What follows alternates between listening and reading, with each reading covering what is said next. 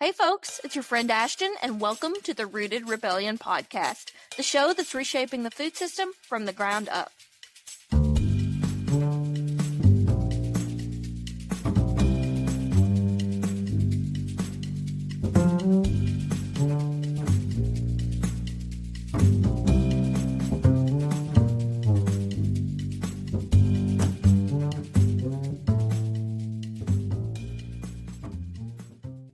Hey there, friends, and welcome back to another episode of the Rooted Rebellion podcast. I hope your week is going smoothly, and I hope that you are able to find joy between last weekend and next. I love when we're able to join each other for these little chats, and I tell you what, when it comes to these conversations, I always say the more, the merrier. So please, share this podcast with people in your life that you know need to be picking up what we're putting down. I'm going to share a little something about myself. When I start to get overwhelmed or a particular topic concerns me or feels out of my control, I am a gal who needs a list of clear, concrete action items. And I have a feeling that a lot of you all are the same way. And that is why I am so eager for today's episode. For those of you who are ready to start eating locally for the first time, or maybe you just want to increase your local food intake, this is the episode that you need to hear.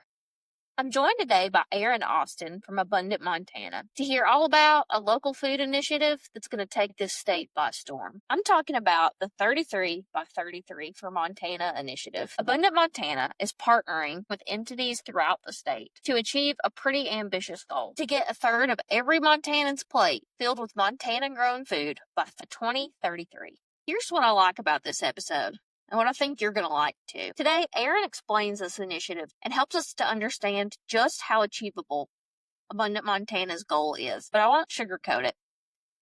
This is going to take a tremendous amount of teamwork. But here's where it gets exciting. There is so much room in this initiative to have fun with your food system. So today you're going to learn about some of the partnerships that are going into making this ambition possible. And I hope that it challenges you to get creative with your plate. Whether you're in Montana or across the globe, we've all got something to learn from 33 by 33. Here's Erin and Ashton of Abundant Montana to teach us more.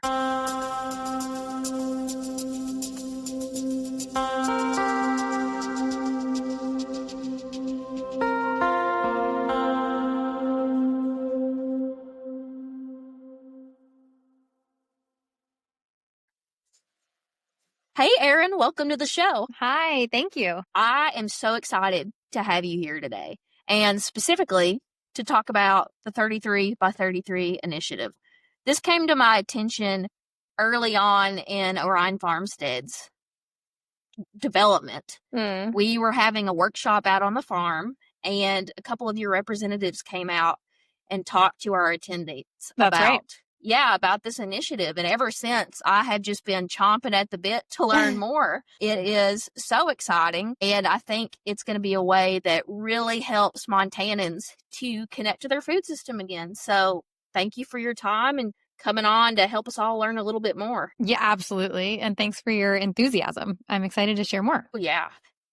I'm Erin Ashton. I'll start by introducing a little bit about my background. I grew up in Austin, Texas.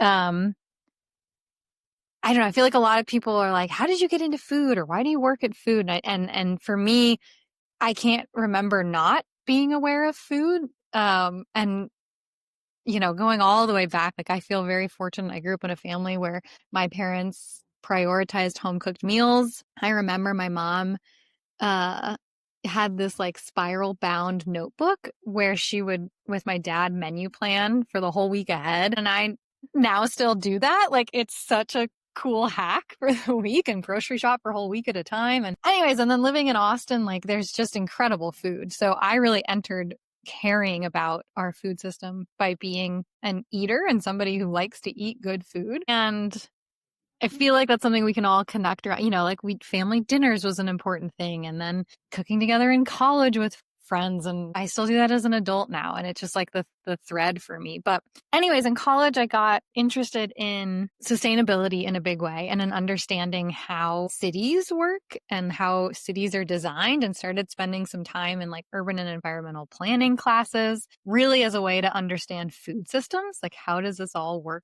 together? And started learning more by working with schools and farm to school work. So I ran this after school program at a elementary school near my college for second and third graders. And we would work in the garden and we'd play games and move our bodies, and continued in that vein for a long time. And then worked at farmers markets, helping implement double SNAP dollar programs, worked in statewide level policy and national level policy, trying to understand how that all trickles down and impacts, growers and on their fields and farms. And throughout all of this, I was like, at what scale of change am I trying to work here? And how am I going to make a difference? Ultimately, I landed in Montana about 8 years ago now, and was ready to be working at more of a community level, and found my way to Abundant Montana, where I'm now the director of community partners and sales. And it felt perfect in terms of finding an organization whose theory of change and whose values align with mine. And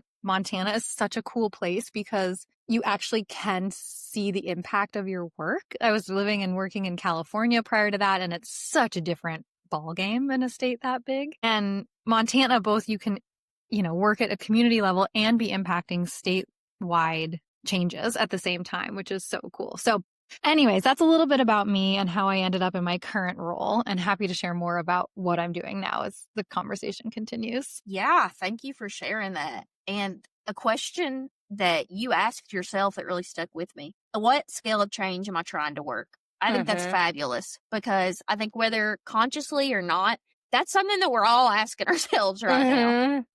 And I think it is really awesome that you took that, and I can already sense that you've used that to develop your career, and it's brought you to where you're at in Abundant Montana. So let's hear about that and how you've really been coming into your own there. Yeah, thank you. Spot on. So I've been with Abundant Montana since 2021, going on for a little over 4 years now. And in my role as Director of Community Partners and Sales, I get to build relationships with people across the state who are trying to improve our food system. Abundant Montana is committed to filling every plate with local food for an abundant Montana future.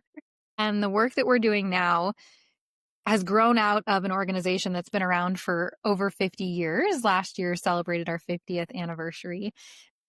The organization was originally named AERO, or the Alternative Energy Resources Organization, an incredible group of people, very grassroots, who were committed to building a more sustainable Montana for all. At times, that was focused on really helping people understand the benefits and opportunities of renewable energy, and working with farmers and ranchers to implement, solar and other options on their farms and ranches. Through that work, and over the last couple decades, we've really honed our focus to be on food and on community food systems and how we're feeding ourselves and how we're growing our food. And that today is what we're all about. We believe local food changes everything. It impacts everything. And a lot of the work we're doing today is because of the huge disruptions we saw during COVID to how people in Montana specifically were able to feed themselves, and trying to buffer the impacts of future disruptions, because they're just going to keep coming, be it from other pandemics or wildfires or other climate events, policies. We're seeing the impact of tariffs on importing food, or immigration practices on labor and people who are able to actually harvest and grow our food. So all of our work today at Abundant Montana is trying to buffer the impacts of future disruptions and promote the ability for Montanans to feed themselves. Just like you said, local food really does change everything. You all have your hands in a lot, and I'm so grateful for that, because it is more important now than ever that we have a resilient food system. Yeah. And I think COVID really showed a lot of us just how easily it is to upend our current system. Right. Yeah. Yeah. And, a stat that we use a lot at Abundant Montana these days to communicate that impact is that in the 1950s, 70% of the food that Montanans were eating was grown in the state. And you might already know the answer, Ashton, so I don't know if you're a fair person to ask, but can you guess what that percentage is today? I am not a fair person to guess, but I will tell you this. It blew my mind when I found the answer. I'll tell you what I would have guessed. I would have said maybe like 15 to 20%. Yeah. Yeah. I hear that a lot. When people are like, I don't know, 20, 30, but it's staggering. It's only 3% of the food that we're eating in Montana right now is grown in Montana. 3%.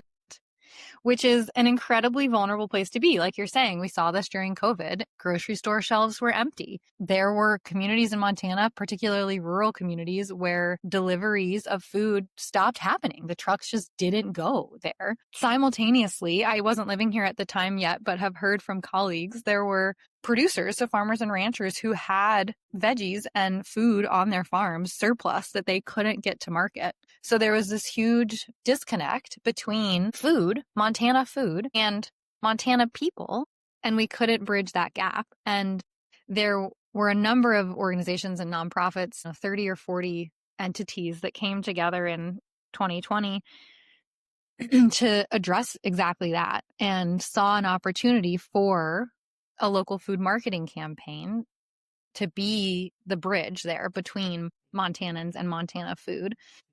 And the model that we're pursuing today is exactly that. It's based on something actually that Michigan started decades ago, about 20 years ago now, that we've adopted and adapted to the Montana context. And that initiative is 33 by 33.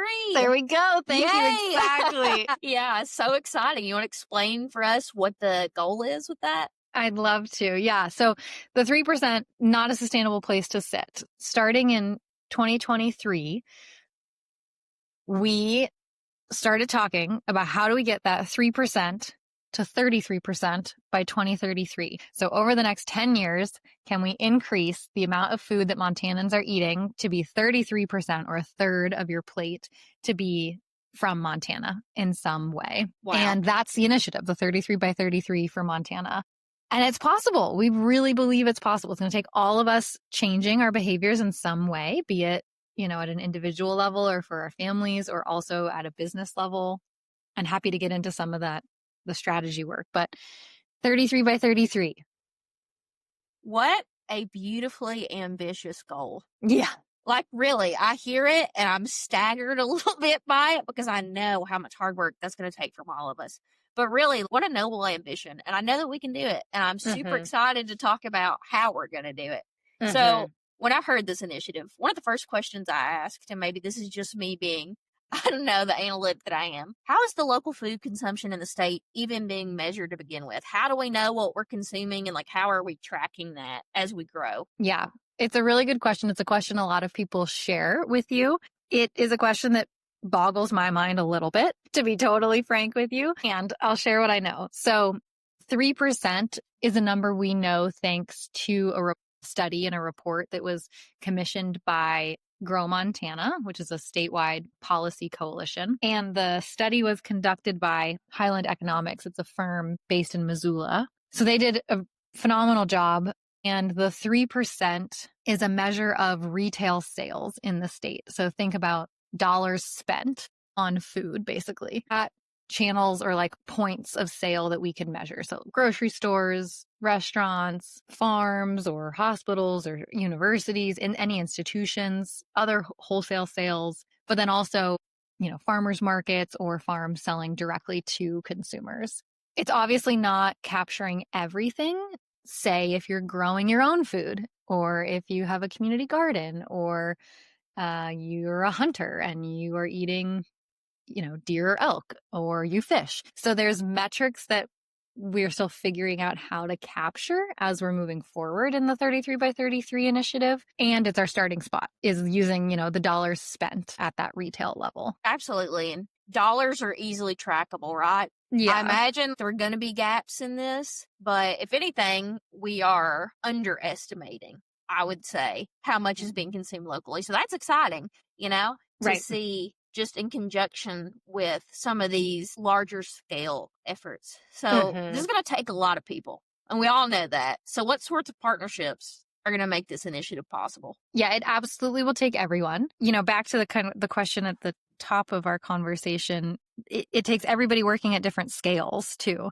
It's you and me thinking about what's in my fridge. And when I go to the grocery store, what am I buying? I'm a new mom. I've got a 10-month-old at home, and during my maternity leave, it crystallized for me. And I was like, if we want to make buying local food easy for parents of young kids, which I now am one of them, like buying in bulk matters. So we bought an eighth beef last year. We bought a quarter beef this year. It's just like I can shop from my chest freezer on any given night of the week. And in the summertime, I have a CSA and I don't even have to think about it. And just once a week, I go and I pick it up. And basically, all I'm shopping for at the grocery store right now is like dairy and grains. So there's like, that's not a partnership per se, but it's a level of impact or change that each of us can be making. But then you scale it up, and then it's like, what are we doing at the community level in your own community across the state? How can you reach out to neighbors, friends, what should I call them, entities that you're a part of? If you've got kids, how can you be involved in supporting your school, where your kid goes to school, and understanding where their food's coming from? Do they need equipment, financial support? Who knows what else? If there's, the grocery store in your community, can you chat with the managers there, or the staff, and understand if there's a Montana food product you really love and it's not on the shelves, is there an opportunity for you to support in some way there?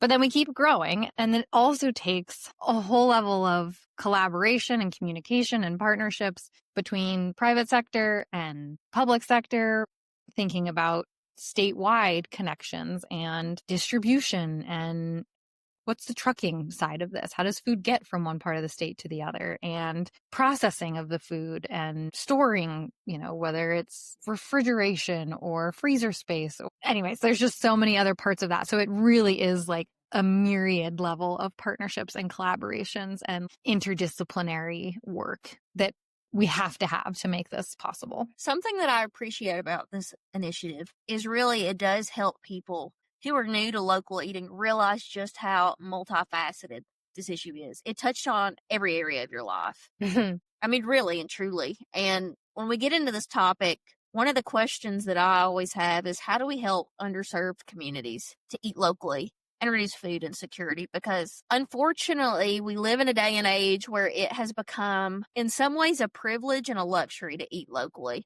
And I want to make sure that when we're doing this and striving to eat locally, this food is going on everyone's plate. And I know that is something that Abundant Montana really stresses. So what does that look like? Yeah, 100%. We have chosen that word for exactly this reason. Equity and serving every single Montanan is a critical piece of 33 by 33 for Montana, and a piece of our work at Abundant Montana. It doesn't work if we're only serving part of the population. That's not actually addressing any kind of root cause here, or actually changing systems that are broken and not serving us anymore.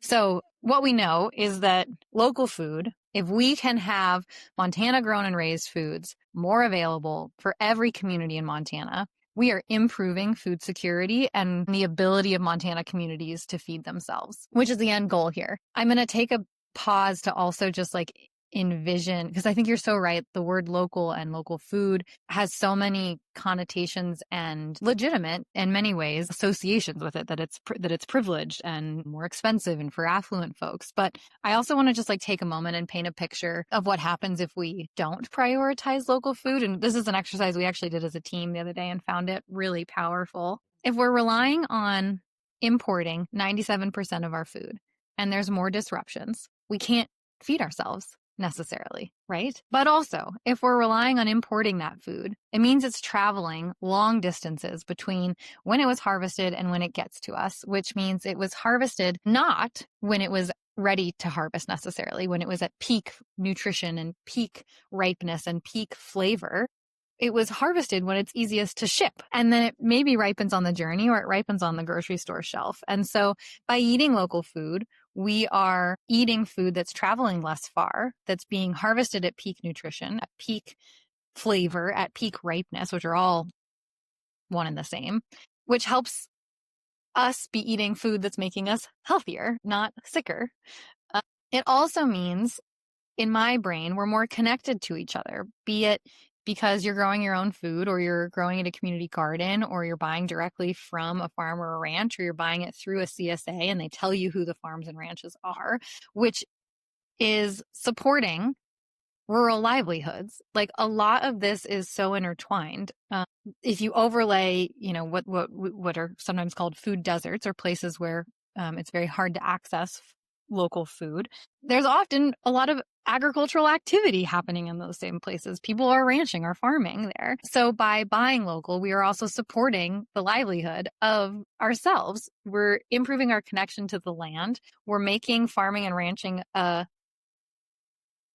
career choice that's viable and actually economically sound. And we start to see rural communities thrive. For me, too, there's just a lot of happiness and joy that comes from knowing where our food is coming from. So the opportunity here is not just for our Western Montana communities and cities that are dense populations and, more affluent, if you will, to eat more Montana food. Like, this is truly for everybody. But working toward 33 by 33 really means having Montana food on every single plate. And to get there, it means we have to solve some critical pinch points or barriers to that. One of those is distribution. Right now, our current distribution network, so like where trucks drive, aren't yet getting Montana food products to all of our communities. There are people working on that in the state and thinking about distribution co-ops and new routes or new models for the way that could work. It also means working with the entities that are in underserved communities, like schools or other institutions, food pantries, nursing homes, hospitals. How can we be ensuring that the food those folks are serving to the populations and clients that they're working with are delicious, nutritious, culturally appropriate, and local? Like, huge. All of this work is about food sovereignty in my mind, and about enhancing the ability of Montana communities to feed themselves. And that really means everyone. Food sovereignty is so important. And I think sometimes we don't realize just how much agency our food provides. That's something that we talk about a lot on this show, whether that's the power that you receive from your nutrition, or perhaps the freedom of being able to purchase locally, being able to consume locally sourced goods that gives back to your community. It's just something that is invaluable. And I have to wonder, how have changes to federal funding impacted efforts to produce and purchase locally? What have you seen? Yeah. I will answer that question. And it makes me think, before I do, of a conversation I've had with one of my best friends for probably 20 years now. It's just like this ongoing thread of ours, which is, again, going back to like, at what level of change are we working, or, I don't know, putting our time and effort. And for a long time, she and I talked about recycling. And I love her dearly. We've known each other since middle school ages, and we live very different lives. She lives in New York City. I live in Missoula, Montana. I love being outdoors, hiking, camping, biking. That's like really not her thing. And she was like, I don't recycle. And it drove me up the wall for years.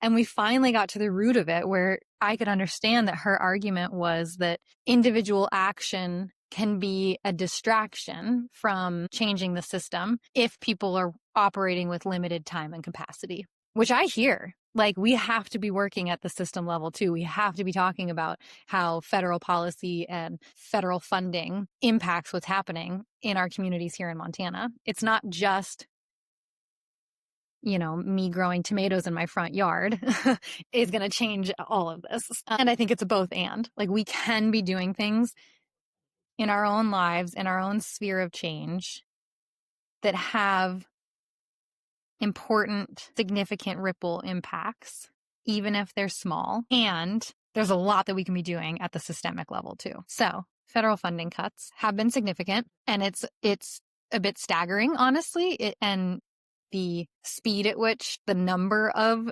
changes have happened, I think everyone's still trying to get a handle on. These are some of the examples I know right now about how federal funding cuts are impacting local food purchasing in Montana. So we've seen about $1 billion in cuts to SNAP Ed, which is the education program that goes along with SNAP benefits or food stamps. These are huge. They're like cooking classes and hands-on demonstrations and helping people understand how to eat the food that they're getting. We've also seen the $1 billion in cuts there were to SNAP Ed and also to local food procurement programs. So this was, schools having supplemental money to buy from local producers to have Montana beef on Montana school plates.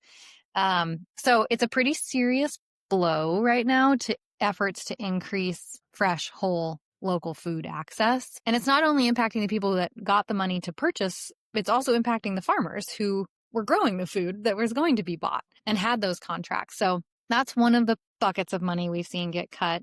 We've also seen the loss of funding to farm service agencies. So this is or FSA offices. This is an agency of the USDA. They do a whole heck of a lot for farmers and ranchers, including disaster assistance. They help with farm loans. They do conservation programs. And best I understand right now, it's just causing a lot of confusion and means farmers can't, with good confidence rely on the farm loans they have for a long time. So definitely disruptions there. We've also seen about $1 billion be rescinded or, kind of pulled back for contracts and grants that were already awarded. This can get a little bit in the weeds and jargony here, but as an example, there was an exciting program that was rolled out in the previous administration called that was funding the regional food business centers. So there were a number of centers across the country. Montana was part of a multi-state regional food business center. And the work of this center was to build up the middle of the supply chain. So I like to think of that as all the work that happens between the farmers or ranchers growing or raising the food and us eating it. So it's like processing, aggregating that food, transporting it.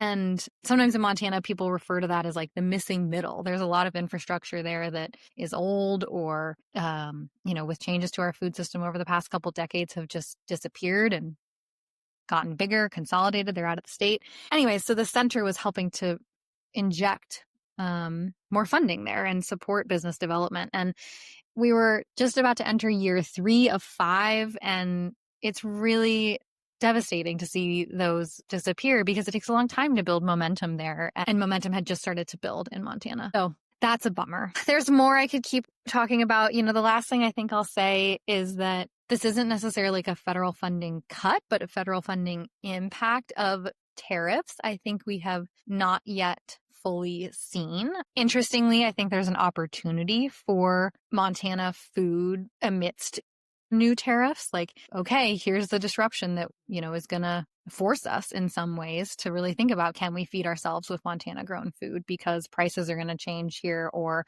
the uncertainty of how much things are going to cost and when they're going to arrive. But tariffs are also impacting like equipment and other purchases that farms and ranches have made. That's machinery that isn't built in the US yet. There's a lot, I think, left to be seen on how that will roll out too. Okay, that was a lot, Ashton. Oh, well, there's a lot going on, Erin, and you can't control that. Yeah. A message that I hammer to myself and also my loved ones is just that we have to focus on what we can control, right? Mm-hmm. So we can't control federal funding cuts or new legislation that creates these barriers, but there are a couple things that we could do. For one, I like to think about it this way. In permaculture, there is a principle that the problem is the solution, right? So, yes, love that. Yeah. So if we're having a problem with new tariffs and we're having a problem with our, maybe fragile national food system, we don't see the problem, we see the solution, which is local eating and finding ways to sort of circumnavigate these obstacles. Mm-hmm. So that's what I really appreciate about Abundant Montana and this particular initiative. Things can feel a little bleak right now, and I think this is really a fantastic way to help people feel like they have some control over the situation. So I know that one of the ways that Abundant Montana helps connect people with their food is the local food guide. Can you explain that a little bit? Yeah, absolutely. And I really appreciate that framing. One of the reasons I love working with Abundant Montana at Abundant Montana is because we are so solutions oriented, and it feels core to how I want to be making change too. Like, it's so important that we have people that are willing to resist and name the wrongs. And I also love being a part of an organization that's helping see the alternatives. And here is the possibility and the solutions here. So you're right. There's a lot that we do at Abundant Montana above and beyond, or kind of nestled under 33 by 33 for Montana initiative. And a lot of that work is helping provide education so people understand the value of buying local food and know where they can find it. So our local food guide is a free magazine that we make every year. This 2025 edition is our 4th annual issue that we've made. It's a beautiful magazine. It lasts for a whole year, and it lists all of the farms, ranches, farmers markets, restaurants that source local food, breweries using local ingredients, specialty producers, resource organizations, and more across the state. We list them out by county and by region of the state, so it's super easy to find and then connect with your local producers. In addition, though, in the magazine, we've got a whole farmers market guide. We have recipes featuring local food, a seasonality guide so you know what's in season year round. And spoiler alert, Montana has amazing food that is in season year round. It's not only our summer months where you can eat local food. And there's stories in here featuring folks who are pursuing some of this change in the state, trailblazers and incredible farms and ranches and nonprofits that are doing this awesome work of helping more people access Montana food. So grab a copy if you haven't. They're all across the state. This year we printed 35,000 copies, and we've got a team of amazing women that throw the boxes in the back of their cars and drop them off at farmers markets and cafes and hardware stores and more.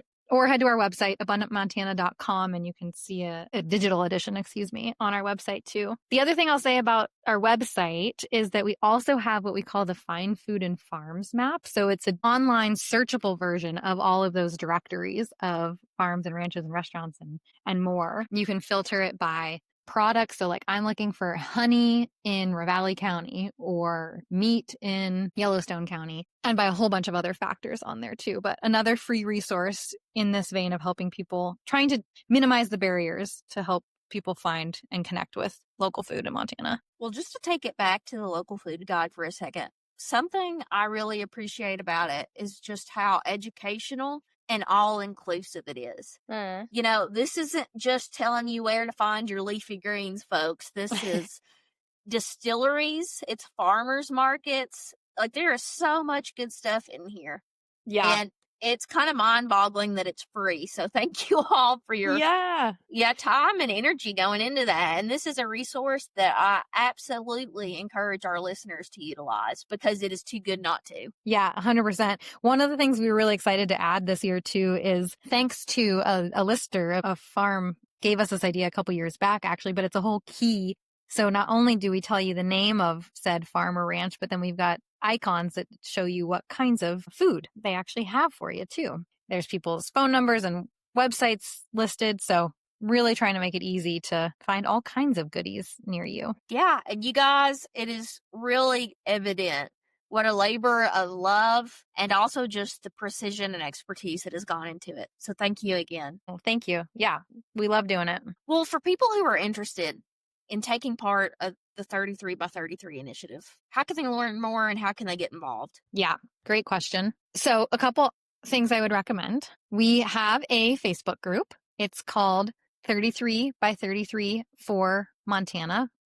But Montana is MT. Join the group. It's a way for us to celebrate our local food in the state and share information. Also, I would encourage each and every one of us to think about how we can have a third of the food that we're eating be local. And it's such a fun exercise because you can think about it in so many different ways. Like, every meal is a third of my food from Montana, or in the course of a day or a week or your whole year, right? Like, what's on your plate? What's in your fridge? Where are you buying your food from? Lots of opportunities to get curious and see where there might be small places even to make a change. It doesn't have to be like you throw everything out. Like, please don't do that actually, but start to slowly connect with more local producers. Do you go to the farmer's market once before the season is over, or look at CSA signups for next year, or talk with friends about starting a garden plot together? Like, there's so many options for how you start to bring more Montana foods onto your plate.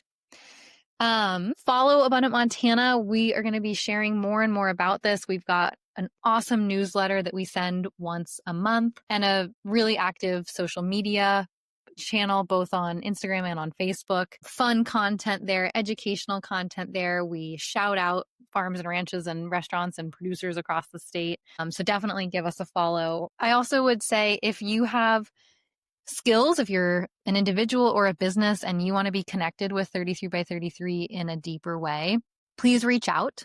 What I haven't mentioned about this, but is important to note, is that we are gearing up for a summit in 2026 called the 2026 Governor's Summit on Local Foods. And it is going to be a place where we help to devise a roadmap to solving some of these issues and barriers keeping us at 3% or from achieving 33%, and welcome everyone's participation in that summit. Reach out if you have skills to lend or are interested in being involved in a deeper way.